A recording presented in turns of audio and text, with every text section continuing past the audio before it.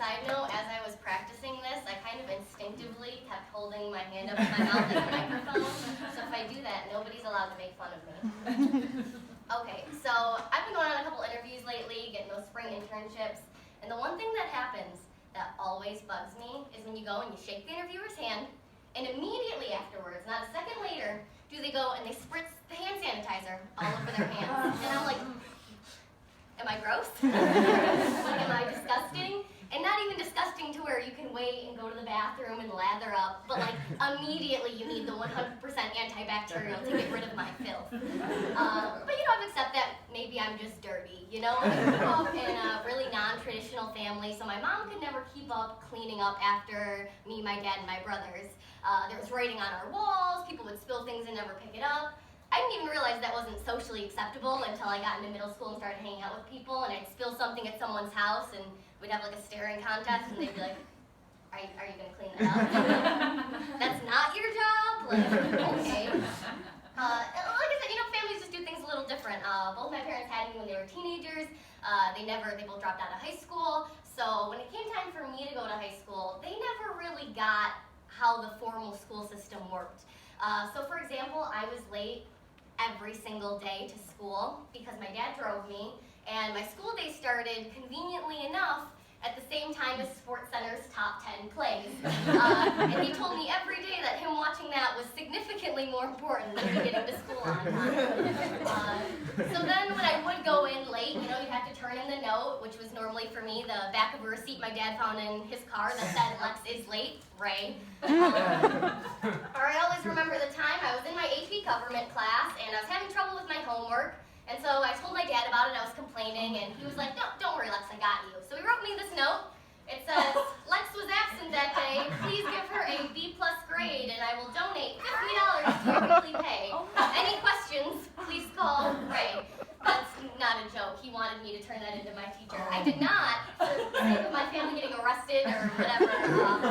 But that's just how things went. And, you know, my family was weird all the way back to my childhood. One distinct memory that I've always had was a childhood vacation I had when I was like 13. And me and my family went to this really cool water park. And they had this giant ride, and it emulated a wave, and people would surf on it. There was a huge perimeter of people around it waiting for people to wipe out. So I was like, Dad, I have to go on it.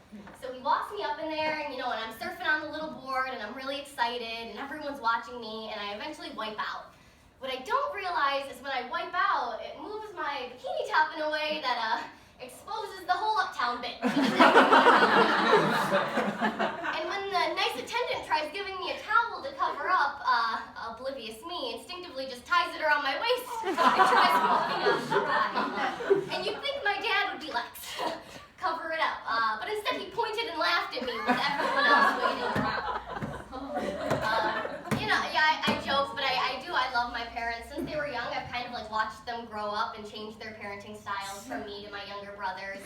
Like when I was 16, my dad would put my hair in pigtails to try and pass me off as under 9 to get free meals at restaurants.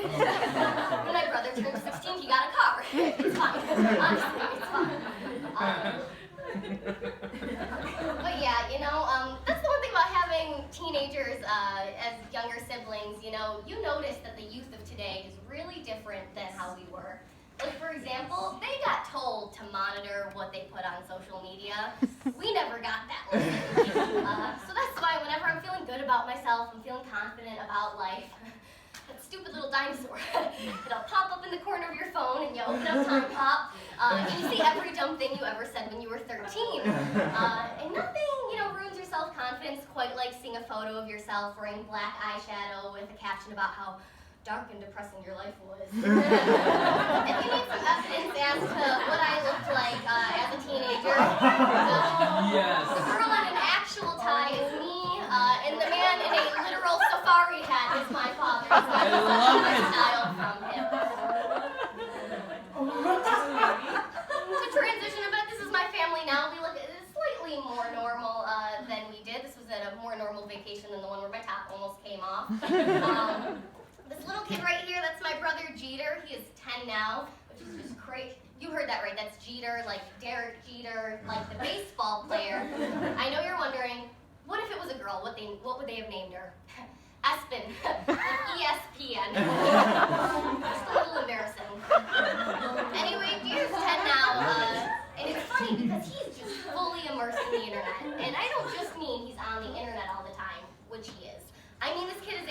walking and talking meme.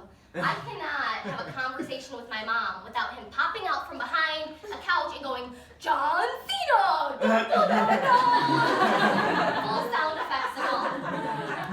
One of the most memorable experiences that I remember is my 10-year-old brother called my older brother on the phone, and he was teasing, he was like, Matt, Mom told me that you got a D, and Matt was like, a D? What D? And he screams, D's nuts! That's everything, guys.